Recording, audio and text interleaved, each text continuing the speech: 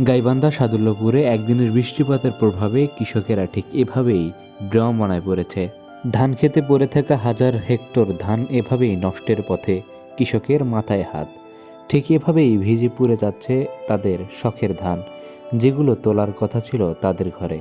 কিন্তু নির্মম পরিহাস, একদিনের বৃষ্টিপাতের ফলেই ঠিক এভাবেই ডুবে যাচ্ছে ধানগুলো।